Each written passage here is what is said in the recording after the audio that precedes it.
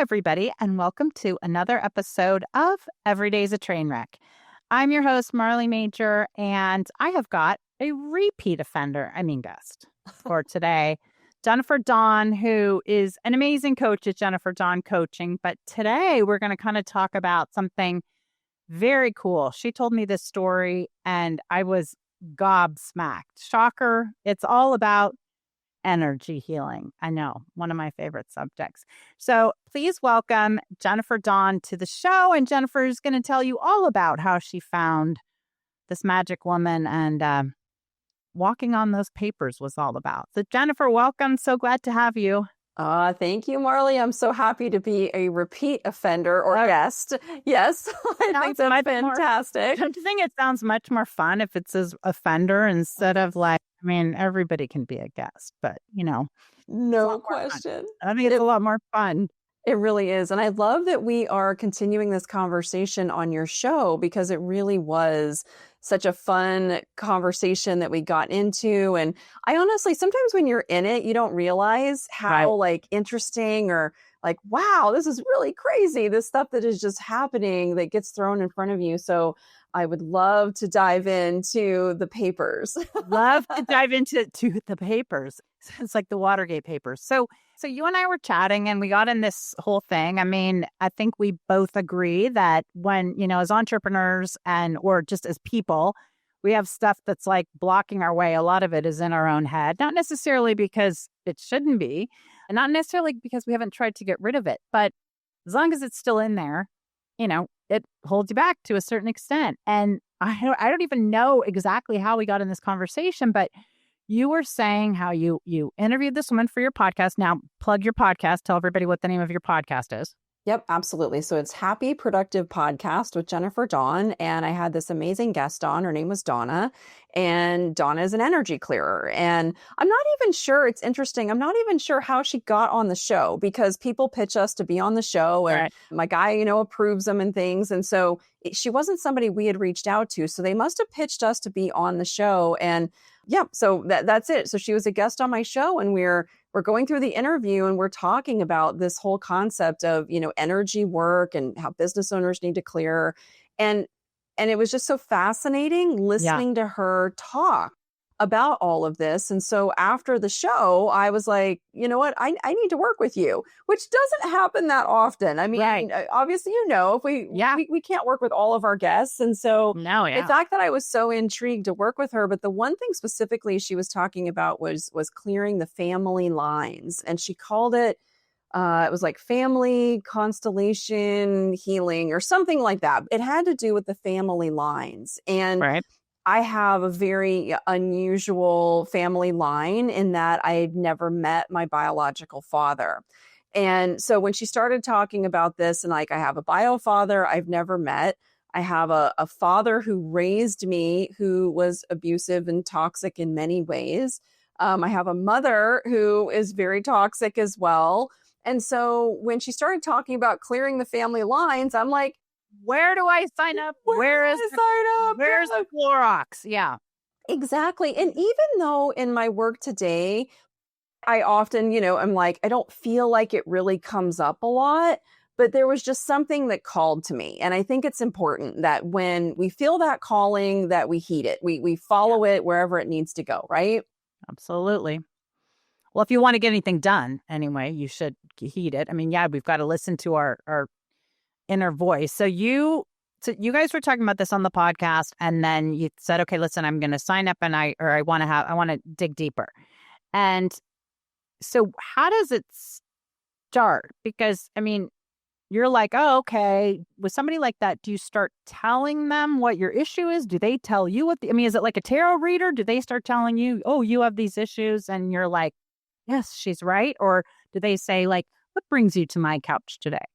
Yeah, such a great question because I didn't know either. And so I signed up for 90 days and we would do 2 sessions. And the way she explained it was that once you do a session, there's a time frame around that session where things kind of start to settle in. And so it's not something that you want to do like, hey, let's do a different person every day for a week sort of a thing. Oh, God. Yeah. Okay. Yeah. And if any of you have worked with energy healers, they all kind of have their own way of doing the work. And Right. anybody who's listening who's like, oh, that's crazy. Like, it really isn't crazy when you understand that, everything is energy. And Right. so you would go to a doctor for, things. So why not go and work with an energy Yeah. healer? And I hadn't worked with one in a while, and because I've been pretty good. And so this was really a fun thing for me to just really focus on the family stuff. And so the way that she explained it to me was she actually said somebody is going to come through, and she would not tell me who that person was. And they could be living or past. It didn't matter, but she said somebody's going to come through. And what she had me do was take pieces of paper, and we would write, number 1, number 2 on the papers. And I was one of the people, and whoever was coming through was the other person.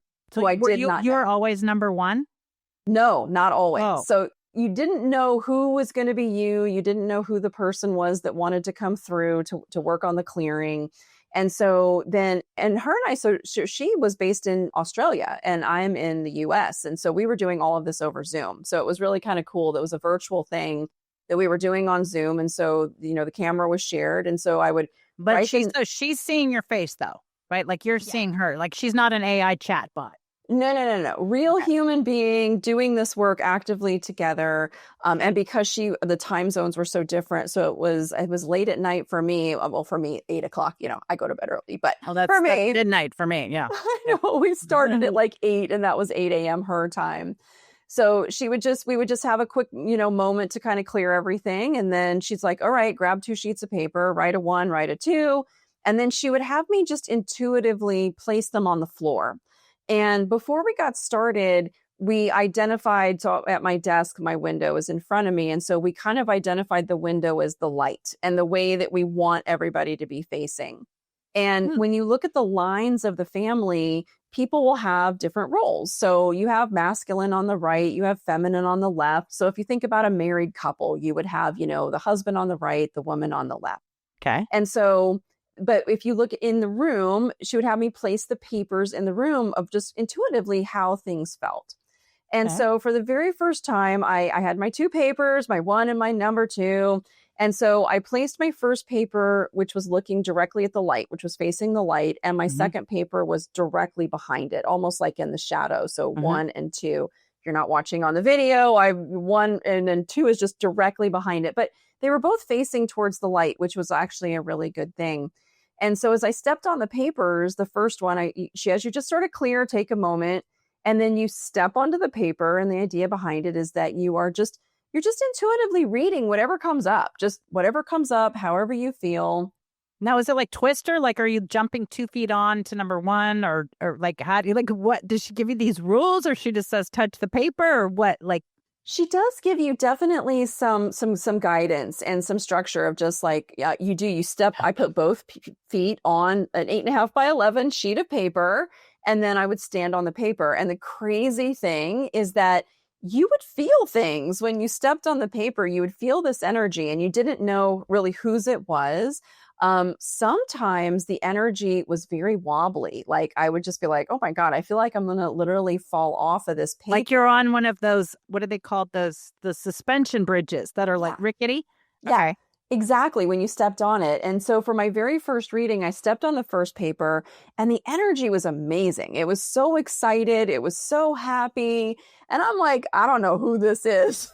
And I even told me before you knew me. No, I'm just kidding. Yeah, exactly. Right. I don't really know who this is, but it's just a very excited, very happy, really energetic energy. And then I stepped on the paper directly behind it. And this energy was a little bit sadder, a little bit darker, a little feeling like, kind of hidden. And I'm like, okay. And so as I'm on the papers and I'm just feeling, whatever's coming up, and she'll ask some questions, and then you just kind of answer the questions. And then once you get off of both sets of paper, we sort of clear it out and we sit down. And what she does is she kind of reads it back, which is really good because that's always amazing, because even though you just said something, when somebody reads it back, isn't it weird? You're like, who said, like, that is so strange. Yeah. Yeah. And I don't remember. I'm just like, here's what came through me. And then I'm just not connected to it. And so she starts reading it back to me, but then she also says who it was. Right. And it was funny because on the first paper, I was like, this feels like it would be my energy, but I know it's not. I don't know how I knew. I know it's not. And so she tells me the first paper is your biological father. And this is a person that I have never met, have never known. And the only thing that I knew was that, some stories from my mother who wasn't entirely trustworthy. And she said, she had tried to find him. I didn't find out that I had a different biological father until I was actually 21 years old. So, oh no. Yeah, I never knew my whole life. It was like apparently this family secret, and somebody said something, and one of my sisters heard. Ooh. And she was like, wait, Jennifer doesn't have the same bio father as us. And she basically just told my parents, like, either you're going to tell her or I'm going to tell her, like forced them to tell me, which thank goodness she did. And so they did. So they ended up telling me, hey, you have a different biological father. But I was 21. And by then I'd been raised, with these parents, and I didn't know any different. You were cuckoo for Cocoa Puffs at this point, right? But it explained a lot. And I was like, this makes actually more sense that I'm biologically different than this family I've been raised in. It made a lot of sense to me. And over the years, my mother had said, oh, I'll try to find him. And she never did. I don't think she ever really tried. So to have him come through on the first reading, it's like, okay, this makes a lot of sense. And so I found out I had a different bio father when I was 21 and had gone through a couple marriages and a couple of divorces and have always kind of struggled in that intimate relationship space, which makes a lot of sense because the father who raised me was sexually abusive. Mother was very toxic, all this kind of garbage going on. And I'd done a lot of healing work. I went through 4 years of trauma therapy. I've really worked on this space in my life. And so my current husband, who I'm married to, when him and I first met each other, I mean, in like the first few weeks that we were together, when he found out that I didn't know my biological father, he said, that's not right. And let's find him. And I'm like, okay, I've tried. I haven't had any luck. But knock yourself out. Well, he is knock yourself out, Betty. He is the sweetheart. I can see him going down that path. Okay, keep going. Yep. So it's a Sunday evening. We're sitting in North Carolina at our kitchen table, and he just starts Googling my father's name and making phone calls. And on the third phone call, he gets my bio father on the phone. I am like, this is not happening. You're like, I know I checked Google before you did, Doug. Yes, exactly. And he's having this conversation. And so I'm sitting at the table across from him. I can hear him talking to my biological father. And he's asking him, like, do you want to talk with her? Would you like to, meet your daughter? And he says, no, he doesn't want to do that. So it was very sad for me because I'm just like, are you kidding? Like, this guy comes into my life and I'm pretty sure he's the one. And he finds my bio father and he doesn't want to talk to me. And how long ago is this? Oh, my goodness. So this would have been probably about Doug and I have been together 13 years. So this would have been right when we first met. So 13 years ago. So, see, the first thing that would have come to my mind is if the bio dad said, no, I don't want to talk to her, which it's a miracle. My bio dad does talk to me and he's my real dad and has always been my dad. But he has had many times where he's not been interested in talking to me. But the first thing I'd think is, oh, my God, I'm not going to close this husband, right? Like, there's no way this guy is going to go through with it because he's going to think something's wrong with me. But you probably didn't think that. You're probably like, oh, bummer. Yeah, it was a bummer for sure. And, I've spent my entire life not knowing, that I even had a different dad. And then, I found out at 21 and here I am. At that time, I was 40. So, oh, wow. Yeah. A lot of years had passed. And so I kind of come to terms with the fact that I maybe was never going to meet this person. Right. But it even surprised me a little bit because it definitely hurt. It's like you finally get a chance to maybe meet me and you don't want to do that. So I kind of like closed that chapter. We ended up the following year, we moved to New York, but Doug was not giving up. And so we moved to New York and he wrote a letter and he was just like, I can't leave this alone. And so he wrote him a letter and just said, I really think you need to know your daughter. And she's this and that and the other. And, she's a good person. You want to know her. And everybody wants to know Jennifer Dawn. Yeah. Keep going. Thank you. And when we didn't really hear anything back, and it was probably maybe a year later that I did receive a letter back, but I received it back from his wife. His wife's name was Penny. And so Penny sent me a letter and she just said, he doesn't want me writing to you, but I'm doing it anyway because it was Father's Day. And she's like, I think you might want to know some things about your father. And so told me how he'd been to Vietnam. They married, I don't know how many years before that. They had 2 children, which means that I have a brother and a sister. I have a brother and sister out there, and just told me all these really nice things. And so when I read the letter, though, it was nice to get, but I was angry. I was just like angry that even after all of this, he still didn't want to get to know me. And at that point, I was just like, it's not my job. I'm the child. It's not my job to convince my father that he needs to get to know me. And what an F-tard. I'm sorry. Like, yeah, and I mean, that's not a nice thing to say, but did the wife, when she's writing to, say anything of why he didn't want to? Like, I mean, like he was like hit by Agent Orange and he's messed up. That's why, or like, what was his reason? The reason was that he had agreed to be out of my life and he was going to honor that agreement, which in my world is baloney, but whatever. Okay, fine.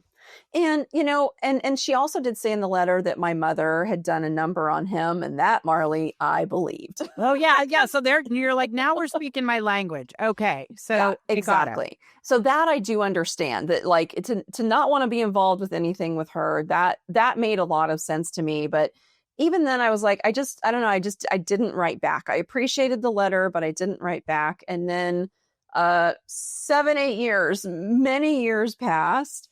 Now I'm doing this energy work. I'm like inspired. I'm like, I'm going to write back. I'm going to write back to this letter, right? That came to me so many years ago, but now feeling it's this craziest thing. But when I stepped on the paper and then I learned that was my father's energy, it was such great, light, beautiful energy. And so this is 7 years after the wife says, hey, still doesn't want to chat, but you've got a brother and sister. Now you jump on the Happy Feet papers. Happy Feet says, oh, it's the biodata. And now you're like, F this, I'm going to try again. Exactly. I'm like, all right, it's time. I'm going to reach out. I'm going to try one more time. Why not? Right. Mm-hmm. So as I've got the letter and I jump on the internet and I'm like, is the email still the same? Like, I don't know. So I jump on the internet and I start researching. And what I find is my bio dad's obituary, which devastated me.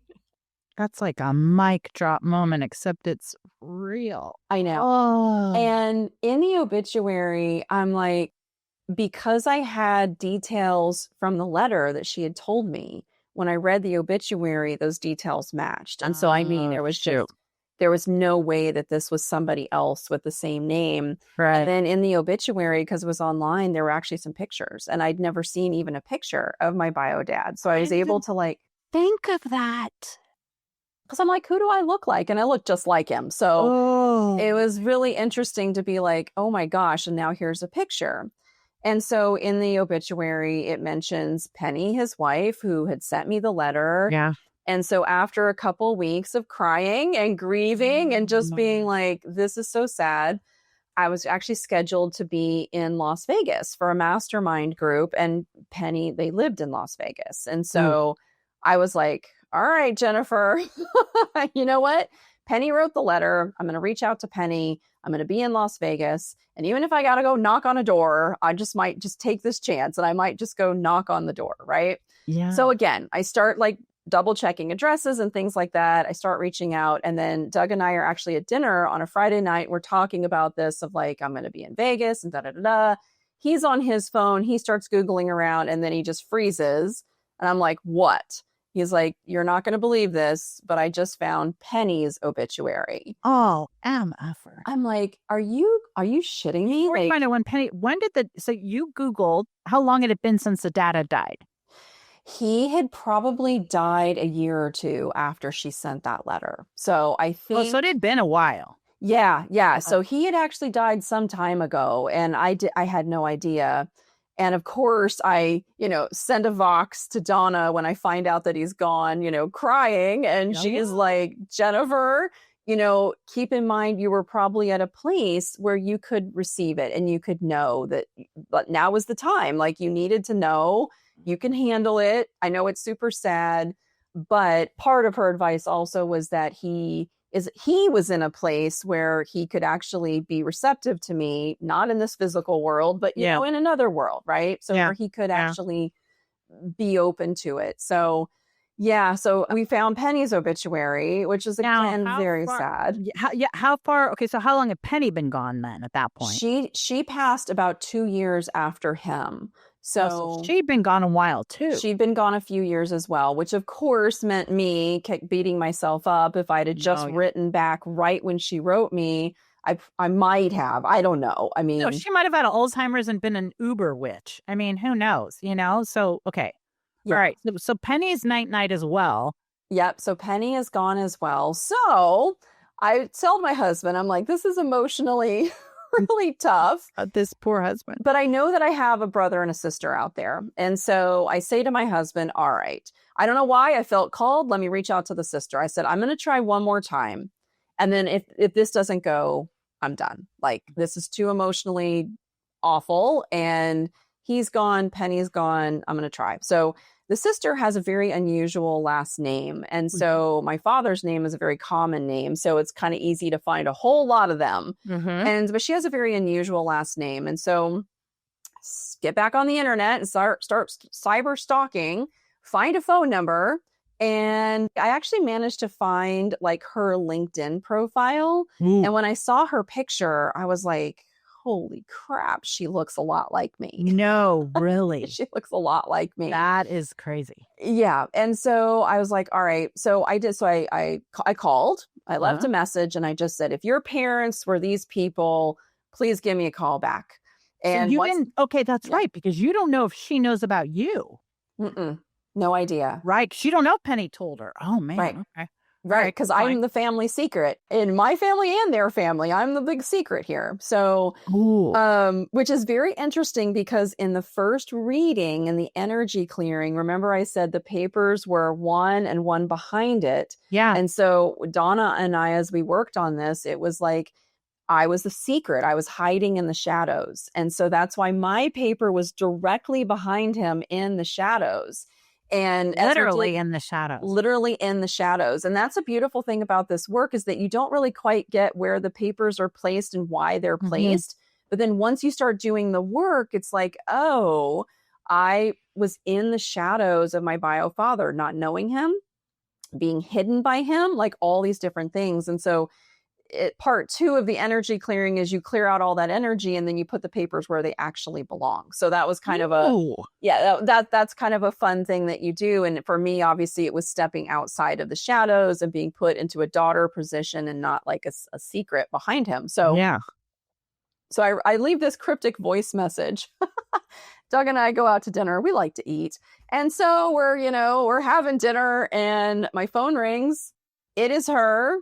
And I take the call, I walk out of the restaurant, and we have this very charged, in a good way, conversation. And we talk for about a half an hour. And during the conversation, she says, I suspected that there might be another. But she didn't know. Oh my gosh, I have chills. Okay, wait a second. So she suspected, but so Penny goes to the grave with this. Yes. Yeah. Both of them go to the grave. Holy cow, man. With the secret. That's bold, because you could have, either one of you could have found out via 23andMe, right? Like, or something like that. Oh, no way. Yeah. Okay, so okay, got it. So she says, I suspected. She's like, no, so my sister, at this point, she is, I think she's like 12 years younger than me. So she's around 40. She's around 40. Okay. And remember, her dad and mom had both passed away several years ago, which was actually really sad. I now know what happened. And I now know some of his, which thankfully, I now know some of his history, medical history, and what he died of, and these kinds of things, which I never knew. So good information to have. But she says, I suspected, because she's like, when I was 20 and I wanted to buy a house and I asked my father for some advice, the way that, because he had been married before, and he was not married to my mother, but he had been married before. And she remembers asking him, oh, are there any other siblings I need to worry about? And the way he worded it was there were no other siblings as a result of that marriage, which was true. But for her, she's like, it was just weird the way he kind of worded it. And she's like, I didn't press him because if he didn't want to tell you something, he wasn't going to tell you. Yeah. And then she said that in their father's will, the way things had been written with the estate, it was written very clearly, like, everything goes to these two siblings, nobody else. And so that's why she was like, there was a couple weird little things that I kind of wondered, but nobody ever told her. Nobody ever knew. And so we had a lovely conversation. And then since then, so this has been, well, I don't know, a month is it. Anyway, let's say 6-8 months ago. It's been, or maybe a year. It could have been longer. I don't know exactly, but it's been a little bit of time. So the good news, though, is that since that time, her and I have actually gotten to know each other. And so she lives in Arizona. I'm originally from Arizona. And so I've traveled out there now twice. And we had a lovely meeting where I got to meet her and her husband. And I had my husband and my daughter, one of my daughters with me. And so we all got to meet. And then I went back out by myself just a couple months ago. And while I was there, her and I got together and had a really lovely lunch. And so we're starting to build a relationship with each other, which is really a beautiful thing. And it's very weird, Marley, because I'm sure, but does she have kids? Like, what's the... She does. So I have 3 kids. She has 3 kids. She has 2 girls and a boy. I have 2 girls and a boy. The kids do not know. And so this might be something that, wait, the kids don't know now even? They don't know yet. Nope. And honestly, I don't know if I would have told my kids either. My children know because so your children know now. Like your children know that you have this whole situation. Oh my God. I thought you were trying to say your kids didn't know. And I was like, well, Jennifer, this is maybe not the best way. It's like on Every Day's a Train Wreck. Be like, why don't you listen to this episode? Okay, got it. Okay, phew. So my kids know. My kids grew up with this kind of dysfunction in my family, so they totally know.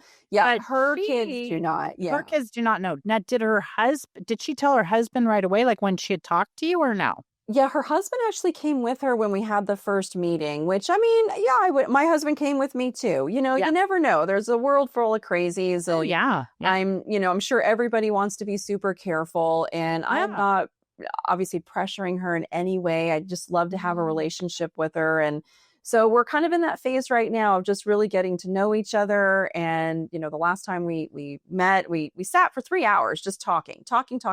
It was just so amazing. And so she's like, all right, next time you're around, it's probably going to be time to introduce you to her children, which I'm like, great, no pressure, whenever, but we're just kind of like taking it easy and letting that relationship evolve. But it's a really beautiful thing because she's like, I wish I would have known because you could have been part of our lives. And had I known, but what did she say about what were the dad and Penny like? Like, did she say the dad was like a nice dad? Was he what did she say?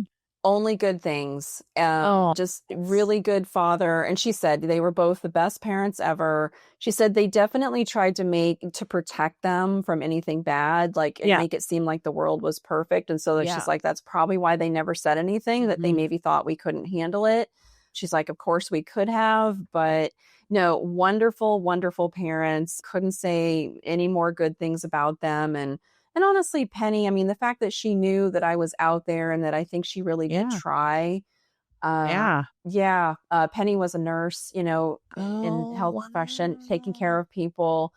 So, and it's funny, my bio dad, he had a company that restored like race cars. And if you know anything about me, she sent me pictures of him on 4-wheelers and motorcycles, and I ride motorcycles and 4-wheelers. And so some of that adrenaline, tomboy stuff, definitely I was like, oh, now I see where I definitely get that from. And so what about the brother? Did you ever meet the other brother? I have not met the brother. However, the brother was in charge of the estate. And so the brother, we did not know this, but the brother had asked my bio dad, are there any other siblings? Because if I'm going to manage your estate, I need to know. So he told the brother. So the brother knew. Yeah.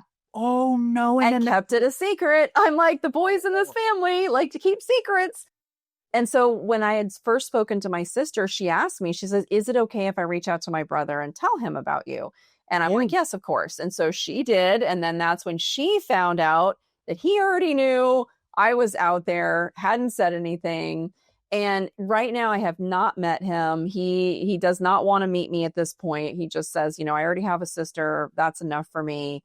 And my sister says, I feel like it'll just bring up too much, emotional stuff of losing their parents. Yeah. Well, yeah. I get it. Okay, fine. But yeah, so I'm getting to know the sister. I would have been furious if I knew my brother knew that and didn't say anything. Was she? I don't think so. Or if she was, she didn't tell me. Okay. I too would have probably been upset because obviously when my sister found out I had a different bio dad, she immediately was like, y'all better tell her or I'm going to do it. Like, yeah. None of this crap. So if she was, she didn't tell me. Wow. And then how has your sister, the sister you grew up with, does she like how is all of it with her? Yeah, and I keep her in the loop of what's happening because so I have 3 younger sisters that I grew up with, and 2 of them I'm not close with. One of them I am. So I'm the oldest, and my youngest sister is Alicia, and her and I are very close. We're super tight. And so, yeah, I keep her, apprised of kind of what's happening. The one thing I don't want is I don't want her feeling like, oh, our relationship is any different. Right. We've been sisters. We have grown up together. Yeah. She's a little bit older than my new sister that I'm getting to know. But no, she's handled it just fine. Her and I are very, very supportive of each other. So it's just been kind of a fun, interesting thing. That whole 23andMe thing, when my sister Alicia did that, the father who raised us, they found out has 2 other. No. Yeah. Come on. I know. No. Yes. And shut up. And so 23andMe told her that? Yeah. She didn't understand what they were saying because they kept emailing her saying, hey, you have matches.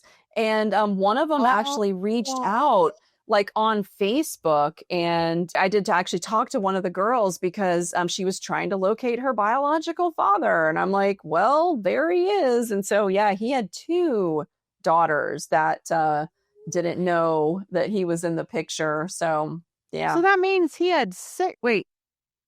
Well, kind of. He had 3 with my mother and 2 more girls. So he actually had 5 girls that were his. Girls that were his. And then you, who are now moving over to the other team of the other. Oh, and so what in the world? Oh my mind is blown. Okay, so now your sister's basically going through all this.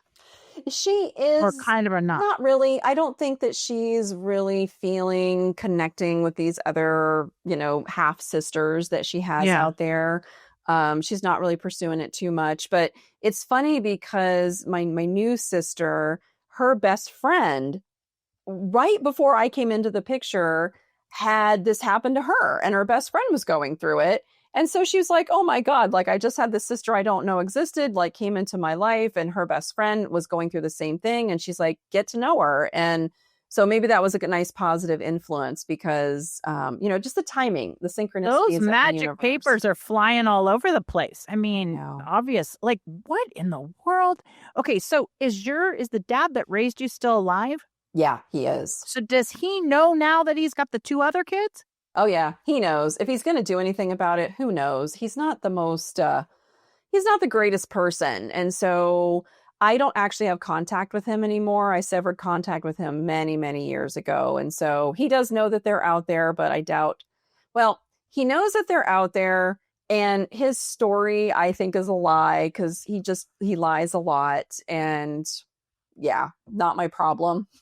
Not my circus, not my monkey to deal with. Yeah. Wow. I'm just thinking of the Christmas stockings here. It's it'd be like a telenovela, like the stockings switch, boom, boom. Now they're.